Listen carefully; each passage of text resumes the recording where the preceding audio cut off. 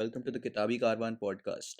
In an ongoing attempt to engage with people and books that do not match my political ideology or somewhat deviates from it, today I'll be talking in a very interesting conversation with Mr. Iqbal Malhotra, the author of Dark Secrets, Politics, Intrigue, and Proxy Wars in Kashmir. The book is an investigative account and examines the deep history behind the Kashmir conflict and how international diplomacy, history contextually plays a role in how Kashmir is occupied in our political scenario and setup today.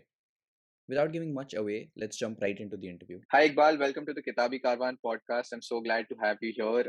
Your book is actually supremely fascinating, particularly for someone who's been interested in India's geopolitics and well as how every citizen should be.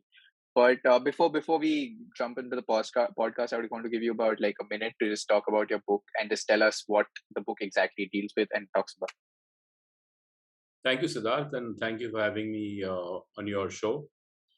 The book actually is about how the British and the Russians manipulated the events in Kashmir around the time of independence, and how that intervention has left the whole issue in an unresolved manner.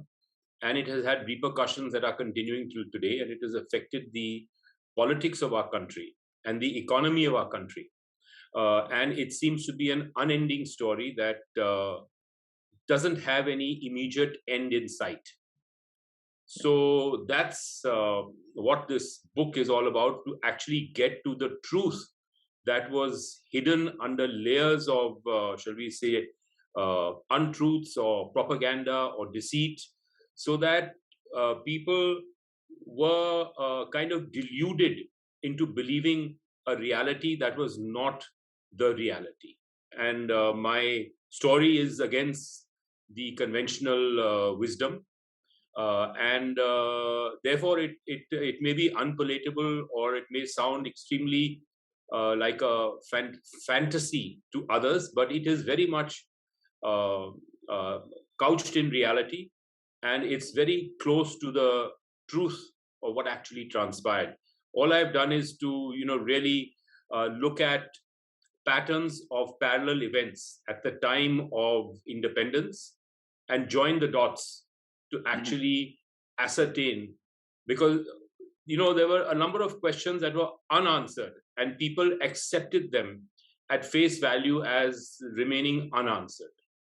For example, there was the issue of why the Indian army did not recover the entire territory of the former state of Jammu and Kashmir, and why we agreed to the ceasefire. And this was a burning question then, and it's a burning question today. And somehow it was accepted as a sort of fait accompli. So I wanted to get to the truth behind this. And I think I have, to a large extent, been able to reveal the truth. Right. So, Iqbal, just before we delve a lot more into the book and the writing process, one customary question that I ask every guest on the podcast, and it's sort of a fun question, but still gets you thinking, is, today we live in a world where practically you know a lot about authors through the internet, right? You're no longer writers, and authors aren't personalities or hidden away from the world. A quick Google search and, the biography, the bio they publish on the book kind of gives an insight into the person. But Iqbal, could you tell us something about yourself which we might not find on Google? I know people keep a certain side of them hidden away, but maybe something that our listeners would like to know. Well, I mean, I'm pretty much an open book, and I have been in the media for the last 30 years. Right. And right from the time when I represented Mr. Rupert Murdoch, and I was the first person to bring Star TV into India. And if I go back exactly 28 years ago, month of February, Mr. Murdoch came to India, and he spent almost 2 weeks here. And we planned his entire strategy and entry into the Indian market. So, I mean, from that time till today, I've been in the media. And Google and all have been around for only about 20 odd years. But before that, there was only the print medium. So, I mean, if you want to ask me something in particular, you can ask me something in particular, but I have nothing to volunteer because there is nothing Right. to volunteer that's hidden away. Right. But okay, so I'll try a different way of approaching, which I was going to get anyway. Was how was this? You've written another book which also revolves around Kashmir, right? I have actually written two more books Two which marks, right? also revolve around Kashmir. Right. So, what got you fascinated with Kashmir in the first place? I mean, you worked with the print media, you helped set up Star in the country, but I mean, it seems quite a jump from there to head towards Kashmir and write about it. Was there always a fascination for you? Was there family roots? What was it? What Well, there gets were you some into family roots because my great grandfather was an legal advisor to the then Maharaja Pratap Singh. Okay. This was in the 19th century. And he, in fact, went to France to negotiate, the new technology in the silk industry and brought that into Kashmir. But my interest in Kashmir actually stems from the year 2014, when one Kashmiri gentleman filed a vexatious and malicious defamation suit against me for criminal and civil defamation. And I had to then defend myself in that atmosphere as an outsider, and it was not easy. And therefore, I decided to actually understand what made this state tick, because this particular gentleman was, he was virtually a criminal. And so I tried to understand how the judiciary functioned, how the administration functioned, how the politics functioned, and how the police functioned in that state. And in the course of that, Discovery Channel asked me that would I like to do an interesting documentary in the army? So I said, why not The Line of Control? Because I was already investigating and understanding the state of Jammu and Kashmir. And I then met the chief minister at that point of time, the late Mr. Mufti.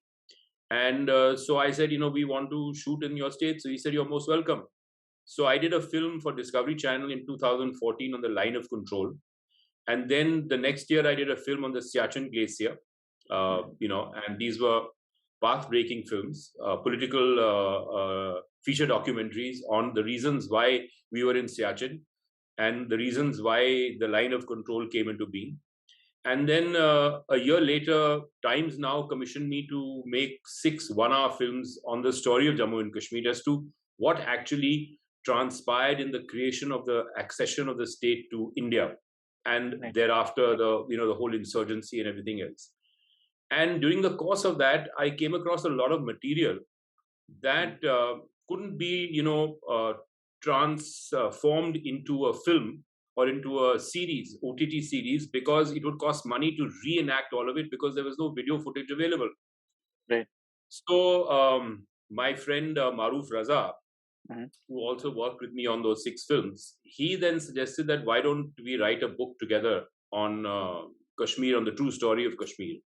So we wrote this book together, Kashmir's Untold Story Declassified, and it was a bestseller, and it did very well. And then I discovered that there was still more about the state that I hadn't been able to, there were questions that I hadn't been able to answer. And those questions pertain to the role of China. And so then I decided on my own to write a book called Red Fear, the China Threat, and in which I also talked about why the Chinese entered into Aksai Chin. Right. And during the course thereafter, I was still dissatisfied because the whole story still was not very clear to me. I mean, I'm a very fastidious person and I wanted to get to the truth. So I did some more research, and then I managed to weave a pattern that was logically consistent. And I resorted to the technique of creative nonfiction because there are certain secrets which have not been declassified. But the presumption is that those events happened, but there's no proof that they happened because there's nothing in black and white on any files. So in order to actually provide the linkages, I resorted to to a certain creativity in actually linking events together. that was circumstantially already linked together. Right. So that's how I actually got into writing these 3 books. No, that's quite interesting, Iqbal, and like I think let's just build on that, because that this is a concern which I share with often with non-fiction writers, right? That, I mean, it's great, and with no disrespect meant to the work and the dedication you put into it, but it often makes a reader wonder, right? I mean, say if I'm walking into a store and I'm picking up a book, or I'm online looking up a book about Kashmir, why should I opt for a book written by Iqbal Malhotra and say not by someone who's, I know, in that sense, it's also a classist bias that comes in, like someone who studied or extensively written about the geopolitics or history of Kashmir is someone who would come up on my priority list. And particularly when you make an argument that it is supposedly a true history of Kashmir, it makes one wonder. So, what makes you think that that your version would be something that is required to be read by the public? Well, because the story that I'm telling is completely new, and Okay. the story that I'm telling is internally consistent. And I'll give you an example. There Right. is a Please. the independence of India was Right. scheduled for 30th of June 1948, Correct. and Mr. Mountbatten came to India in March of 1947, and he said by 30th of June 1948 India will be independent. But he went back to the UK in May, in the middle of May 1947, to ostensibly attend a wedding. And the day after he returned, in the first week of June, he made an announcement that we have advanced the date of independence to 15th of August 1947. Mm-hmm. Now, the question was that why did he suddenly make this announcement? And nobody even questioned it. And so everybody got so involved with the issue of independence, which was literally knocking at our doors, that they ignored the cost of the partition of Punjab and Bengal that was going to happen, and the millions of people who got killed and who got dislocated and who had to be, resettled in the 2 countries. So I wanted to actually find out that why did this, and no historian to date has answered this question as to why the partition date was advanced forward. So then my research led me to discover that the Soviet nuclear program had played a very important role in the partition of India and the independence of India and the advancement of the date, bringing the date forward. And that was because the British realized that they had to leave India, yet they had to stay on in Gilgit and in Kashmir in order to monitor the Soviet nuclear program and derive knowledge and benefits by studying it and by spying on the program. Now, when Mountbatten went to England in May of 1947, he had definitely a meeting with the Prime Minister, Mr. Attlee. And at that meeting, he was told to actually advance this date because the British nuclear monitoring stations that were already in existence in the Gilgit Agency, acoustic and seismic, had to be protected because there was information that the Soviet nuclear program was now being centered around Semipalatinsk, which was in Soviet Kazakhstan, and was within the surveillance range of the aircraft available at that point of time to carry out overflights and do reconnaissance and collect radioactive debris. So the person who was in charge of spying on the Soviet nuclear program was the MI6 chief.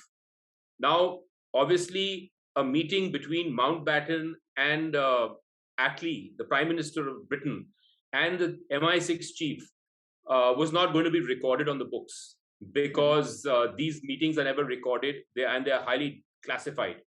So here was my little bit of creative writing where I introduced the subject of the meeting between of the fact that the MI6 chief also attended the meeting between Attlee and Mountbatten and explained the gravity of the situation that, look, this Britain faced an existential threat from the Soviet Union, a nuclear threat.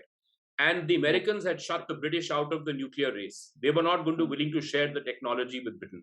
So Britain was left to fend for itself. So it had to spy on the Soviet program. And the only way it could spy was if it stay on in India, and the Congress party, which was going to take power when power was transferred, was unwilling to let the British retain military bases in India. So therefore, what was the choice open? Now, there was a very interesting character called Prince Burhanuddin from the kingdom of Chitral, which was in the northern part of the state of Jammu and Kashmir. This gentleman was in the Indian Army, and he had defected to Subhash Chandra Bose's Indian National Army. And he was arrested by the British in Burma when the INA was fleeing in 1945. And he was brought to trial in the Red Fort in Delhi. And the presiding judge was Brigadier Karyappa, who later on became Field Marshal Karyappa, and he was the first Indian to be the army chief of Indian Army. Now, Brigadier Karyappa was considered to be the most loyal Indian soldier in the British Indian Army. And after Brigadier Karyappa announced the sentence and sentenced Prince Burhanuddin, who was a captain, to about 6 years of rigorous imprisonment, he climbed down from the dais and he went and shook hands with the prisoner. Now, he extended a hand of respect to the man he had condemned. And the British intelligence officers who were watching and monitoring this trial immediately were shocked. And there was a big flurry within the British High Command that if this is the feeling in the heart of General Karyappa and his mind, what will be the emotional feeling in the heart of the 25 lakh Indian Army soldiers who were to be relied upon by Britain to maintain its stranglehold over India? So they knew at that point of time that they had to leave because the thirst for freedom that had been ignited in the hearts of the Indian Army by Netaji Subhash Chandra Bose manifested itself in this amazing act of, either you call it generosity or compassion when Brigadier Karyappa shook hands with Prince Burhanuddin. And so it was this paradoxical situation that the British had to leave, yet they had to stay on for their own existential purposes. And the question was that how could they stay on? Well, clearly, Iqbal, it's pretty evident that you've put in your research to kind of come up and write about these books and to make a very strong case for why your story is the one which needs to be told as well. But I'm quite curious about what the process is for writing such books, right? I mean, as you mentioned, there are situations which aren't documented, right? They are just things that, they logically make sense for them to have happened, but obviously they aren't written down. A lot of them involve drawing dots which aren't already out there connected, right? Which a lot of that is what a lot of non-fiction writing also becomes, that you read literature and you kind of draw your own assumptions from it. But here particularly, it seems more like a puzzle. You have different pieces and then you need to join them to kind of make a logical sense out of it. So what's your research process like? Where do you start? What kind of leads you from one place to the other? Is there a particular kind of source that you rely on over the other? How do you know what's a fake document from a real one? Apart from the usual ways of checking them. Well, this research for me has been an ongoing process over the last 7-8 years. So I have been researching and I have been recording, and sort of storing up all the sources of my research. And I have always relied on books that have, been published and which have related a part of the story. Now, I'll give you an example. There's a very interesting book which talks about the Chinese entry into Xinjiang. And in that book, there is a whole account of how this road that was the famous road that was built from Xinjiang into Tibet via Aksai Chin, who actually built that road, what detachment of the People's Liberation Army actually, and the engineering unit that actually constructed that road, and why that road was built.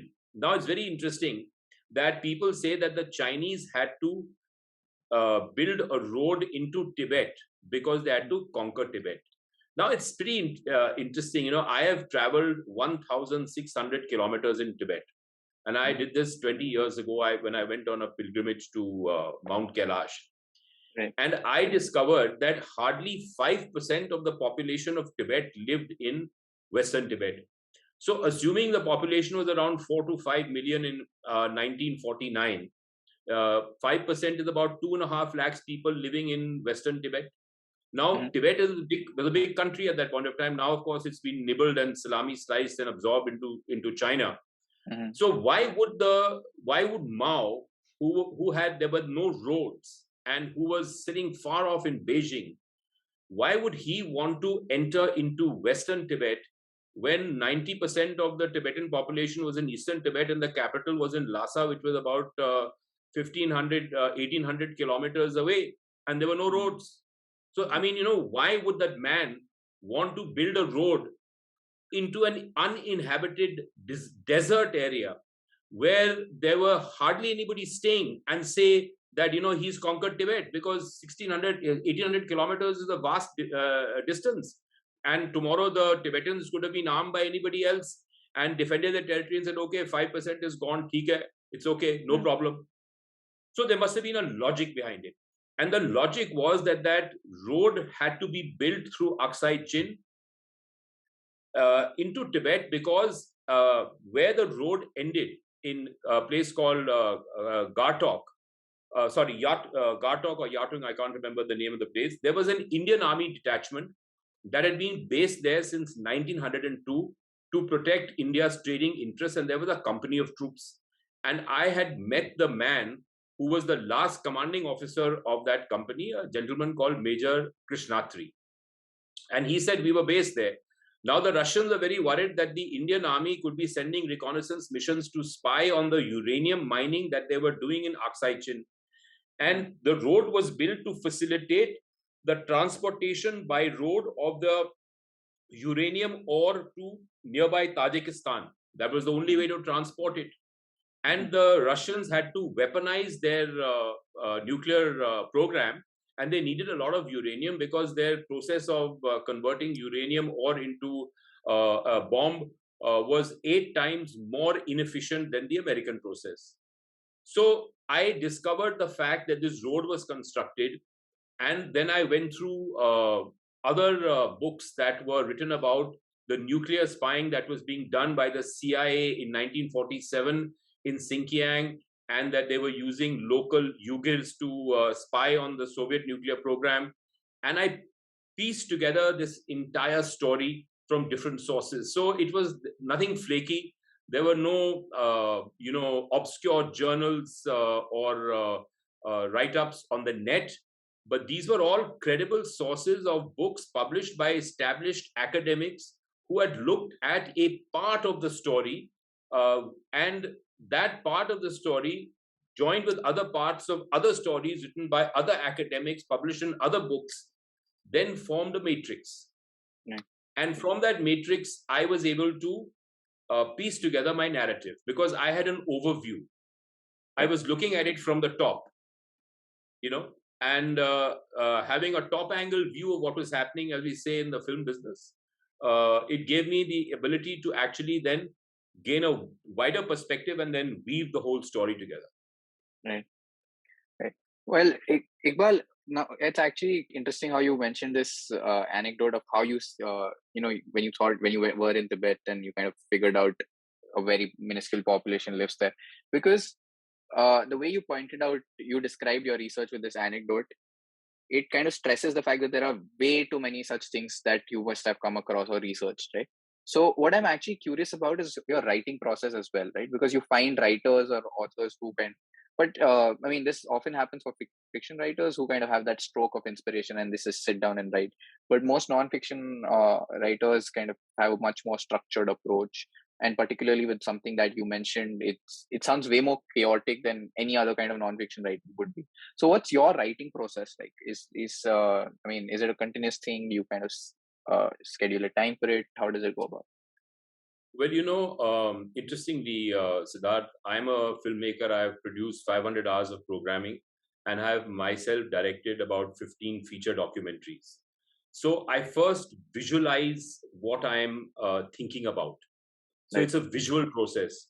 So when I've visualized it and I've imagined the scene, then I write it. So my books are written from a visual perspective because I have this latent hope that some great producer will come across and buy the movie rights and also enlist me to write the screenplay. So I have written stories and I've picked subjects which also have an international appeal, because today, as you know, this new Cold War has started between Russia and America. And there's a fascination with Cold War subjects, and the subject of dark secrets is a Cold War subject. Soviet nuclear program, British spying on it, and Americans in the background, and the Indian government turning a blind eye, and so it's a fascinating story of that period. So I visualize and then I write. And in television, you have a deadline. The show has to go on air at such and such time. So your television master has to be delivered to the channel so that they can run a tech check and put it on air. So Right. I've been used to this discipline for such a long time. So when I sign a contract with a producer, I'm automatically in that filmmaking mode that this book has to be Right. delivered on this particular date. And so I work according to that timeline. And then, I'm working about 6-7 hours a day on writing the story. And this is the same technique that I used when I was in college. I was in Delhi University, then I was in Cambridge University, and I saw a film called Paper Chase, which was about Harvard Law School, how people actually max Harvard Law School. And when I was in Delhi University, 65% of the course was taught in the classroom and 35% was never taught. So everybody was expected to answer those 65% of the course. Now, I figured that there would be a lot of boredom in the mind of the examiner if he had to read the same answer over and over and over and over again. So I said, why shouldn't I attempt to answer the 35% of the course that is not written, that is not taught in the classroom, and where the examiner will give me grace marks for being different, and also he will not have read the entire material. And very interesting incident I'll give you. I studied economics, and there was a book by Simon Kuznets called 6 Lectures in Economic Growth.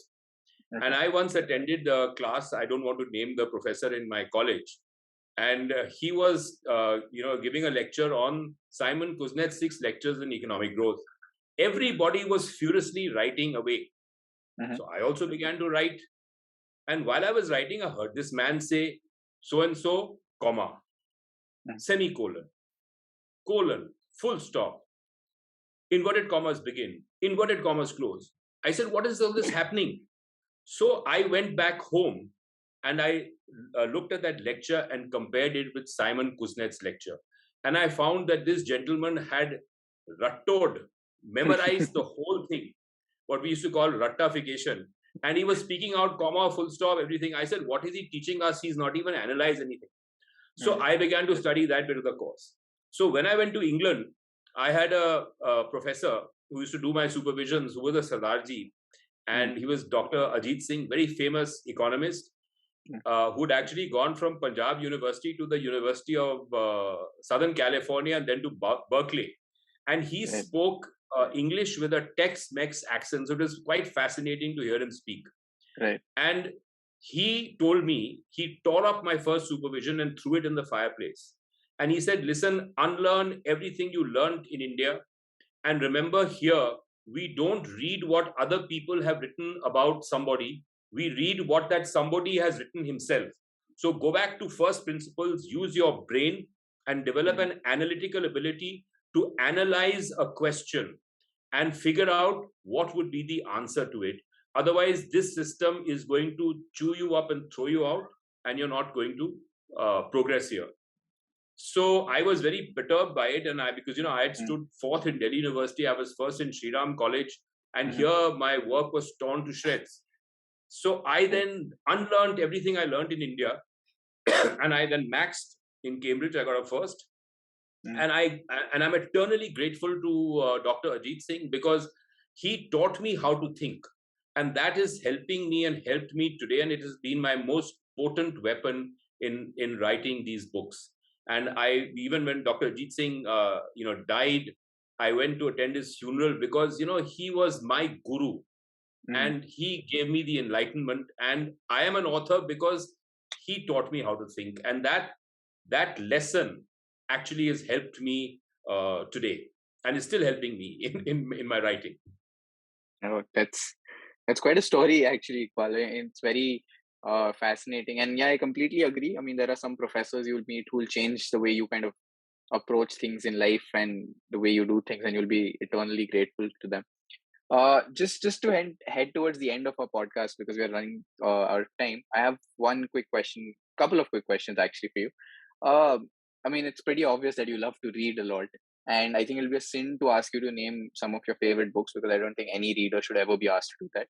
But as you mentioned, like Dr. Ajit Singh impacted you majorly, right? He changed the way you approached thinking and the way you do things.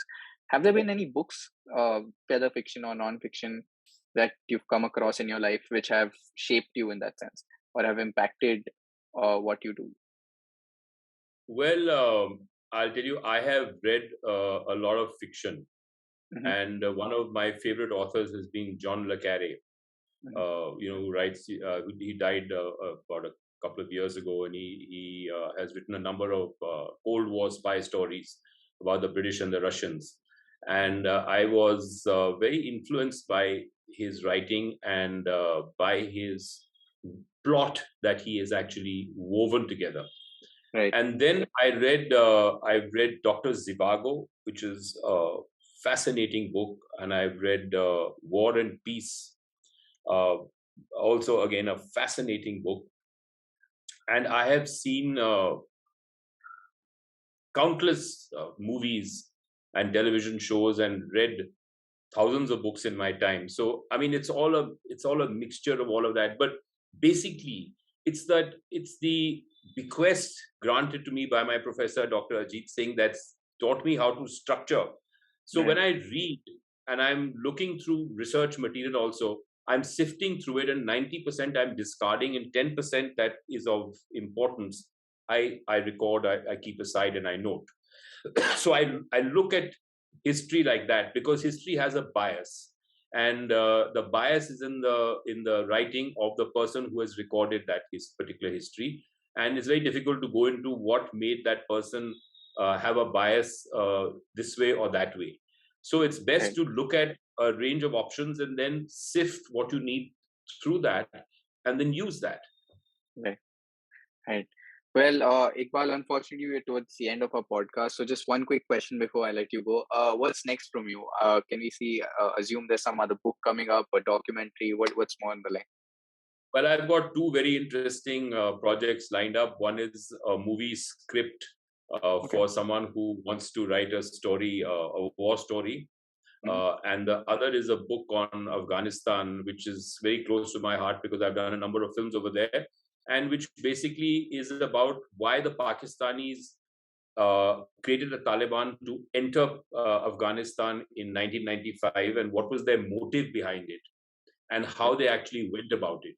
So, I mean, so there's this book that I'm also working on, which will probably take a year to come out. And there is also this movie script that I'm doing right now. So, these are the two immediate projects that I have on hand. Well, really looking forward to those, Iqbal. And thank you so much for joining us today. It was absolutely lovely having you on and having this conversation. I wish you all the best for all your future endeavors. Thank you, Siddharth. And it's a privilege to have shared my thoughts with you and had this exchange. And I'm grateful for the opportunity. If you enjoyed this podcast, please check us out on all our social media platforms. We are available across all podcasting platforms on YouTube, on Instagram. You can find us at the rate Kitabi Karwan on Instagram, or just search Kitabi Karwan on Google or a platform of your choice and you'll find us. We carry out Instagram lives, giveaways, we talk about books, we talk to bibliophiles, talk to authors, and basically try and create a reader's world through all of our platforms. Do check us out and don't forget to like, share, and subscribe. Thank you.